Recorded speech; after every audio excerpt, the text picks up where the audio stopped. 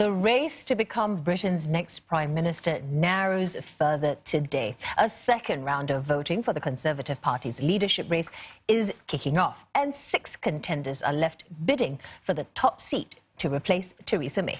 The firm favourite so far is former Foreign Secretary Boris Johnson. He won the first round of voting by a landslide, but is a controversial figure who has promised to leave the EU on October the 31st with or without a deal.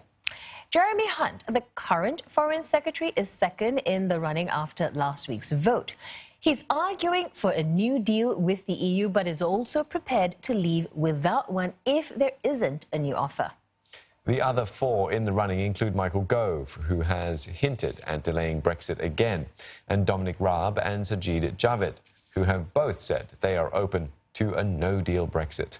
And standing alone, in his view, is Rory Stewart, who firmly opposes a no-deal Brexit, but he won the least number of votes in last week's voting.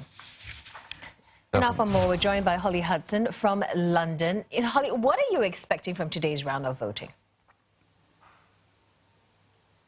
Well, what happens now is sort of a series of votes in very quick succession to whittle these remaining 6 down to 2 before party members get to vote on the final duo and the winner from the 22nd of June. So today is all about sort of the back of the pack, really. Who comes in last or who doesn't reach 33 votes? That's the threshold that they need to reach to make it through to the next round. So whoever doesn't will be eliminated. As it stands, it's looking like that might be Home Secretary Sajid Javid, former Brexit Secretary Dominic Raab, or the International Development Secretary Rory Stewart, all of whom didn't get that many votes last time round. However, Rory Stewart's campaign picking up momentum may take some votes away from Sajid Javid and Dominic Raab as well. But of course, as you said there, Boris Johnson still storming ahead in this race. As it stands, 114 MPs backed him in the last ballot, and he's had even more high-profile support, more endorsements from former leadership candidates themselves, Andrea Leadsom and Matt Hancock. And there's even suggestion that Boris Johnson might become Prime Minister tonight if all of the other candidates don't reach that special 33 threshold. That's highly unlikely, though, as Jeremy Hunt and Michael Gove are sort of around the 40s. But it just shows you the sort of advantage and the lead that Boris Johnson has in this race. The only sort of outside sort of surprise we might see tonight is Rory Stewart, International Development Secretary.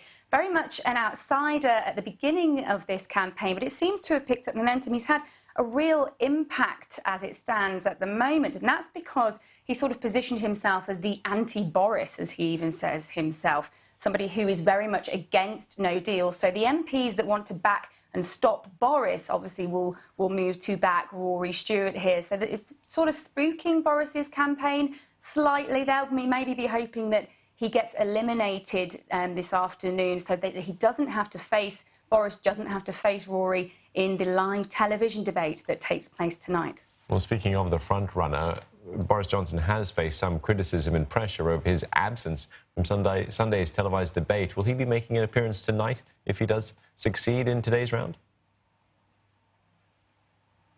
Yes, well, unless something sort of cataclysmic happens, we're very much expecting Boris to run away with this vote again. But that does mean he has pledged, I should say, to take part in tonight's debate, something he didn't do on Sunday. There's already been a leadership debate take place.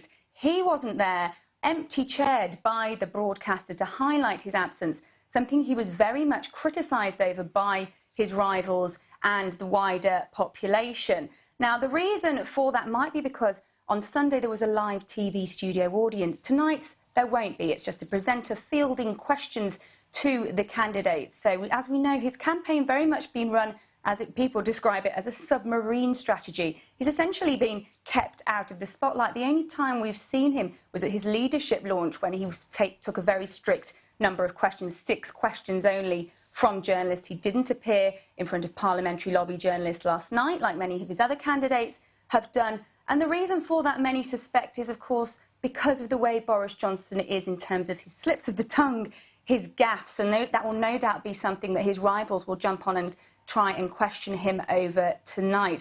The big question, though, will of course be his Brexit strategy, whether he can sort of provide the detail on that. It's the first time that he'll face the cameras, face his rivals and the public over the detail of the fact he said he wants to withdraw on the 31st of October with or without a deal. The leadership candidates will no doubt want to know whether there's any wiggle room on that. And of course, Jeremy Hunt in the last debate on Sunday saying, well, if Boris Johnson can't face 5 rather friendly candidates, how is he going to face the EU 27? So yeah, many questions very much to come could ahead. all change in a way tonight, depending Holly, on we what will have Boris to watch Johnson and see does. how that does play out. Thanks very much for bringing us that update. Holly Hudson speaking to us from London.